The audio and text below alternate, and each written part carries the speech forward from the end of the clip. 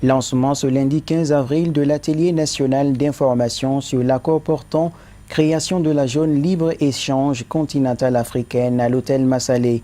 2 jours durant, administrateurs et secteurs privés seront les cibles de cette session d'information.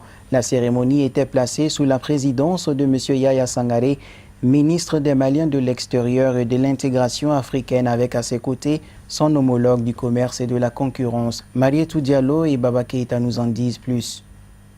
Cet atelier national d'information sur l'accord portant création de la zone de libre-échange continentale africaine, ZLECAf, à l'intention des administrations et du secteur privé, est l'occasion parfaite pour les acteurs de s'imprégner du contenu du document de long en large. Créé le 21 mars 2018, c'est un vaste projet dans sa portée et dans son contenu dont la réalisation vise le long terme. Ses objectifs sont entre autres de promouvoir le développement économique, social et culturel, ainsi que l'intégration des économies africaines en vue d'accroître et favoriser un développement endogène et auto-entretenu.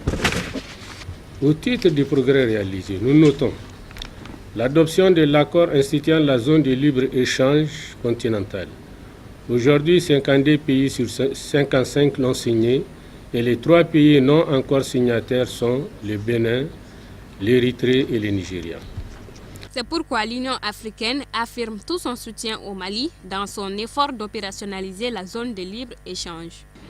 La zone de libre-échange économique continentale pourra fournir un environnement plus propice à la diversification industrielle et à une complémentarité régionale plus viable que ce qui prévaut aujourd'hui dans l'approche du développement actuel propre à chaque pays.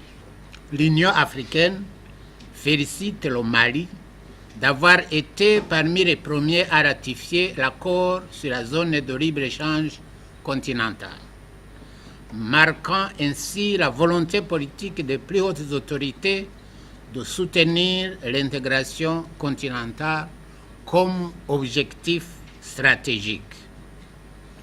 L'Union africaine est prête à appuyer le Mali dans ses efforts tendant à opérationnaliser la zone de libre-échange continentale.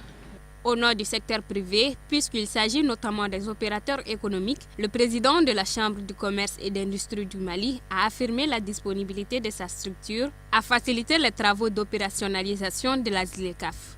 La bonne information est la condition du succès dans les affaires. Les représentants du secteur privé ont effectivement pris part à des travaux de la Commission nationale de suivi des négociations commerciales et les groupes de travail mis en place à son sein.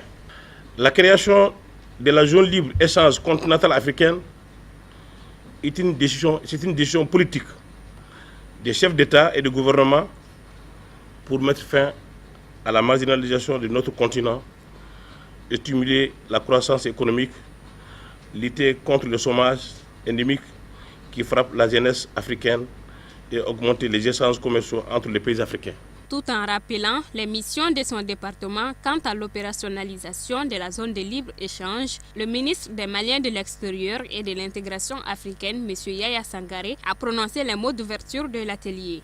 Je voudrais exhorter les participants à suivre avec le maximum d'attention et d'assiduité les sessions qui leur seront proposées et adresser aussi mes sincères remerciements à tous ceux qui de près ou de loin ont contribué à l'organisation du présent atelier. Tout en souhaitant plein succès à vos travaux, je déclare ouvert l'atelier national d'information sur l'accord portant création de la zone de libre-échange continentale africaine à l'intention des administrations nationales et du secteur privé. La ZLECAf est l'un des grands projets entrepris par les chefs d'État pendant les 5 dernières années.